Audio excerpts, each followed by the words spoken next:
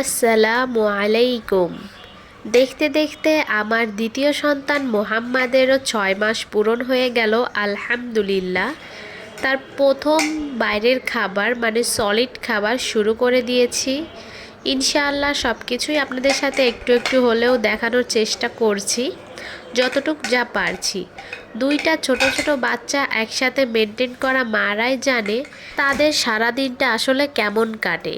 এই জন্য সব মিলিয়ে একটু তো কষ্ট হয়েই যাচ্ছে। তারপরে যেহেতু বাবু এখন আবার সলিড শুরু করেছি, আরও নতুন প্যারা এক্সট্রা যোগ হয়ে গেছে আমার সারা দিনের কাজের মধ্যে। তো আজকে হচ্ছে তাকে আমি কলা দিচ্ছি। এর আগে তাকে আপেল পিউরি আমি দিয়েছি, সেটার ভিডিও আমি শেয়ার করতে পারিনি, তবে শেয়ার করব, ভিডিও করে রেখেছি, এডিট করা হয়ে গেলেই আপনাদের সাথে শেয়ার করব। আজকে কলাটা তাকে নিজে হাতে খাওয়ানোর চেষ্টা করব, এই যে এটাতে করে। তো সেই জন্য কুচি কুচি করে কেটে এর মধ্যে ঢুকিয়ে দিয়েছি। এখন হচ্ছে তার হাতে দেওয়ার পালা।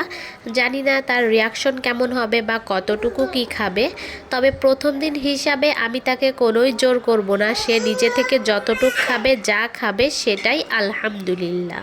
আমার বাচ্চাটার শরীর প্রচণ্ড পরিমাণে খারাপ, ঠান্ডা জ্বর কাশি, নতুন যে ভাইরাসটা এসেছে সেটা হয়তো বা তার লেগে গেছে। আল্লাহ মাফ করুক, ওকে সুস্থতা দান করুক, আপনারা দোয়া করবেন। তো সে শেষ পর্যন্ত এতটুকুই খেয়েছে, দেখতেই পারছেন নিচের টুকু আর এতটুকু রেখে দিয়েছে।